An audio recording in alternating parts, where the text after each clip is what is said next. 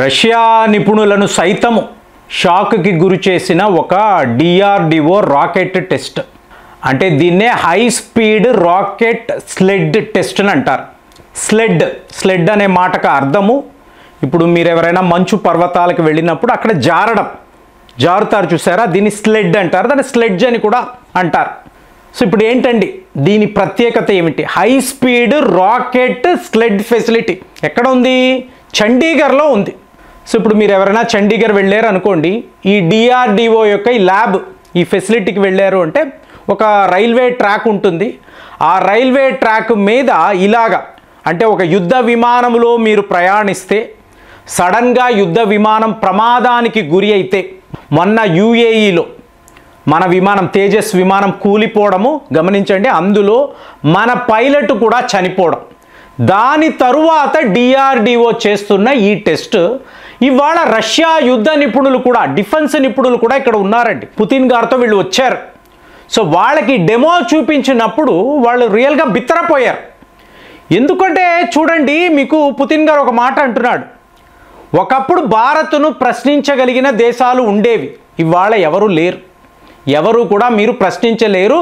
The third powerful economy India, అంటే America China తరువాత భారతే ఇంత పవర్ఫుల్ ఎకానమీ అన్నప్పుడు మన ఫెసిలిటీస్ కూడా, అంటే మనము 2020 నుంచి డిఆర్డిఓ, ఇస్రో వీళ్ళు చేస్తున్న పరిశోధనలు, మీకు ఎన్నో మిజైల్స్ మీద, రాకెట్ల మీద మనము చేస్తున్న పరిశోధనలు వింటూనే ఉన్నాం. సో మనకి మామూలుగానే ఉంది, ఎందుకంటే రోజు ఒక 2 రోజులకో 3 రోజులకో ఇలాంటి వార్తలు నేను చెప్తూనే ఉంటాను, దీనికి సంబంధించిన వివరాలు చెప్తున్నప్పుడు ఏముందిలే అనుకుంటాం.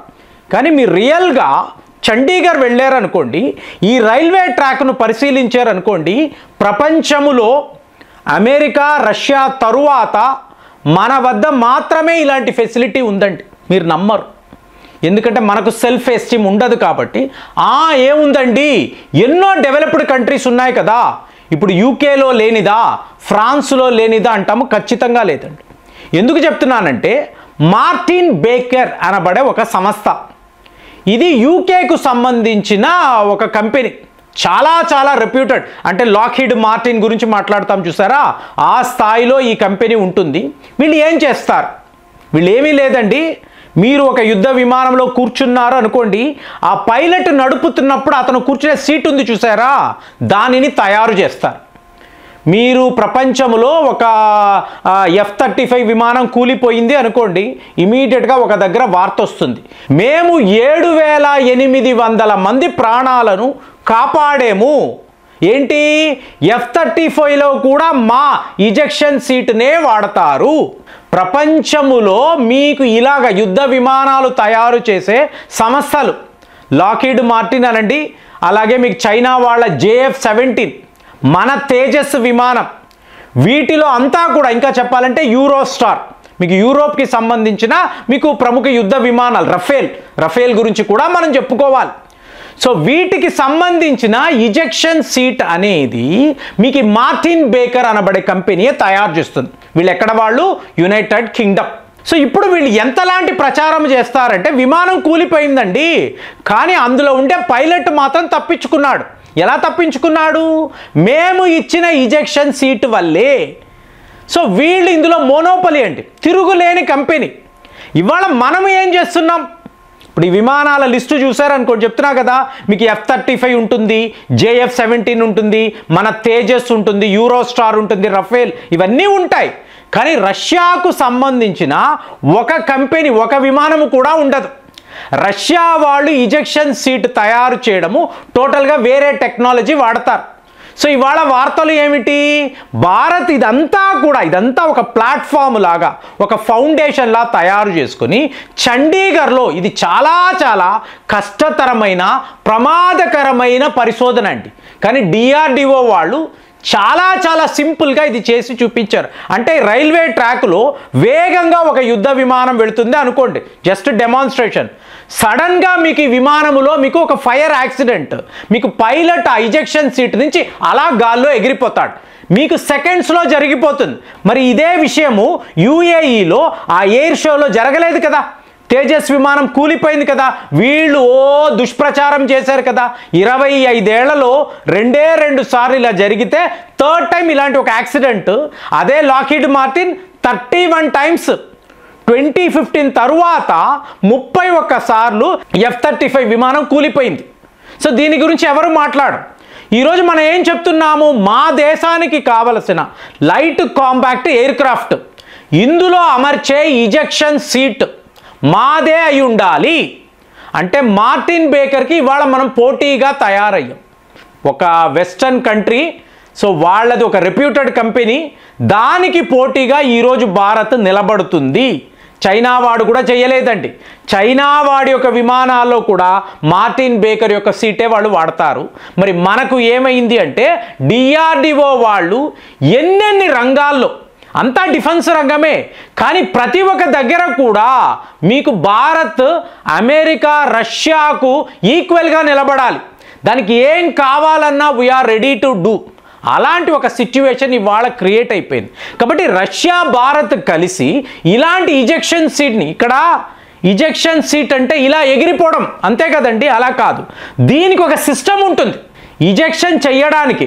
అంటే high speed rocket sled facility అన్నప్పుడు ఆ ఇజెక్షన్ ఫెసిలిటీ, ఆ ఇజెక్షన్ సిస్టమ్ చూసారా, దాని మీదే మనం టెస్టులు చేస్తున్నామండి. ఇదేదో అలా ఎగిరిపోవడం అలా కాదు. ఎగరాలంటే మీకు సిస్టమ్ ఉండాలి కదా, టెక్నాలజీ ఉండాలి కదా.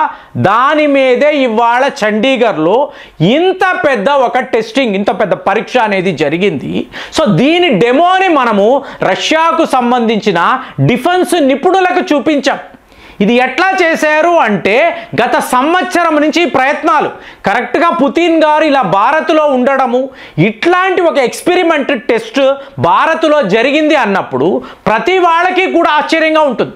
ఎందుకంటే షాకుల మీద షాకులండి. వచ్చిన పుతిన్ మీకేం మామూలు అజెండాతో రాలేదు, మొత్తానికి ప్రపంచాన్ని అటు ఇటు చేసే ప్రపోజల్స్. సో ఇదంతా చూశారు అనుకోండి, ఈ ఆధిపత్య పోరులో భారత్ ఎక్కడా తగ్గలేదు. అలాంటి ఒక డిఆర్డిఓ మన వద్ద ఉంది. మీకు వరల్డ్లో పెద్ద పెద్ద దేశాలు, అడ్వాన్స్డ్ కంట్రీస్ ఎలాంటి పరిశోధనలు చేసినా దాని యొక్క దేశీ వెర్షన్ ఇక్కడే మనము చెయ్యగలము, ఇంక్లూడింగ్ బ్రహ్మోస్ ప్రొడక్షన్ కూడా మనం ఇక్కడే చేస్తున్నామంటే దీనికి మించి మనం ఏం మాట్లాడాలి. సో అలాంటప్పుడు ఇట్లాగా ఒక యుద్ధ విమానము మీకు యుద్ధములోకి, ఇది ఎందుకు చెప్తున్నానంటే చూడండి, ఒకప్పుడు 2వ ప్రపంచ యుద్ధము మీకు కామాకేజ్ విమానాలు ఉండేవి. అంటే జపాన్ పైలట్లు నేరుగా అమెరికా మీదకి వెళ్ళి వాళ్ళ విమానాలతో, అంటే ఆ విమానాలను డైరెక్ట్గా బ్లాస్ట్ చేసి వీళ్ళు చనిపోయి ఒక పెద్ద విధ్వంసాన్ని సృష్టించేవాడు. దాని నుంచే కామాకాజ్ డ్రోన్లు అంటారు. ఒక్కసారి డ్రోన్ వెళ్ళిందంటే తిరిగి రాదు. అలాంటిది తరువాత మీకు F-16 అనండి, ఇవాళ F-35, మీకు అడ్వాన్స్డ్ యుద్ధ విమానాలు మాట్లాడుతున్నాం చూసారా, వాటిలో అంతా కూడా పైలట్ల సేఫ్టీ కోసము ఈ ఇజెక్షన్ సీట్ అనేదాన్ని వీళ్ళు కనిపెట్టారు. సో కనిపెట్టడం కాదు, చాలా చాలా ఎఫిషియెంట్గా ఇది కూడా. ఎందుకంటే విమానం కూలిపోయిందంటే ఇంకొకటి తయారు చేసుకుంటారు. అదే పైలట్ ప్రాణం పోయిందంటే, మొన్న తేజస్లో ఆ పైలట్, మరి అందరూ బాధపడ్డాము కదా. మరి అలాంటిది భారత్లో సెకండ్స్లో మీకు పైలట్ను కాపాడగలిగే ఇజెక్షన్ సీట్ ఉంది అనుకోండి, మనమే తయారు చేసాము అనుకోండి, అప్పుడు ఎలా ఉంటుంది.